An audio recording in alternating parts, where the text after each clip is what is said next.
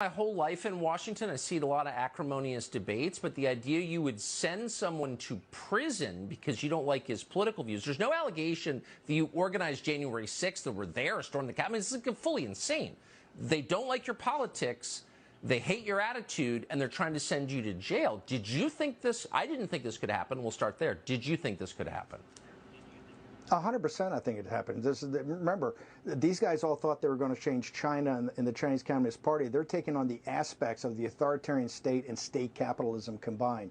This is the elites that run this country. This is exactly how they want to run it. Remember, Tucker, I'm not new to this. I've spent more than any Trump official in intense being a witness in the Mueller Commission for, I think, 30 hours.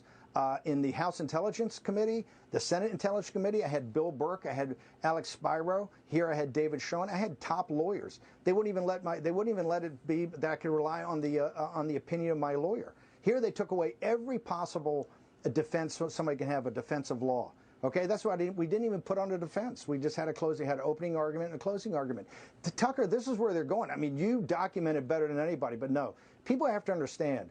This is just one fight in an entire process, and that's why it's absolutely incumbent that Liz Cheney's defeated in a couple of weeks in Wyoming by the Republican Party and by conservatives and by MAGA. And then later, we've already got Kinzinger out. We got another member of the committee I think is already retired. We got to defeat Loria. But we must have a sweeping victory in the House. And then Republicans have to have the stones to put on a real hearing. And by the way, let the Democrats have a ranking member, let them have a council, and just get to it. If you look at what Darren Beatty's done on your show alone, it's outrageous what the public doesn't know about this.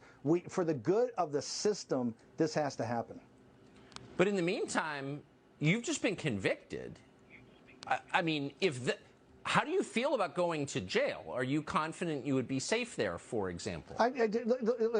First off, if I go to jail, I go to jail. I will never back off a second. Look, I spent 8 years as a naval officer. I've committed my life to this program to get this done. I will never back off. I support Trump and the Constitution, and I'm not backing off 1 inch. If I go to jail, so be it. But look, we've got a long appeals process. Andy McCarthy did a great hit on Fox earlier today. We got a long appeals process. I think the law is with us on a number of situations. I think some of this is really going to be adjudicated maybe even higher than the appellate courts. I'm very confident that we're 100% right on the law, but I'm going to fight this all the way. And this is not the only battle we're fighting. They're coming at us on every aspect. Look, they're trying to shut you down. They're trying to throw off Fox anchors. They're coming for everybody. And people have to understand, right now, this is an ideological war, and we cannot lose. The fate of the country is over the next couple of years. And if people just want to go on vacation and say, hey, I'll just let it get sorted out, that's fine. But there are just thousands and thousands and thousands of fighters out there to say, we're not going to back down 1 inch, and I'm not going to back down 1 inch at all. Did you think during the course of this trial maybe you should call Eric Holder and Lois Lerner, both of whom live in Washington, and just say, like, how'd you beat this? Like, what's the secret sauce here? The secret sauce is they're in power. And also, let's be honest, the Republicans have been controlled opposition. That's what has to change. That's for sure. This November, not only do we have to deliver a crushing blow to this Democratic Party apparatus, but then we have to really govern it. I mean, govern on offense.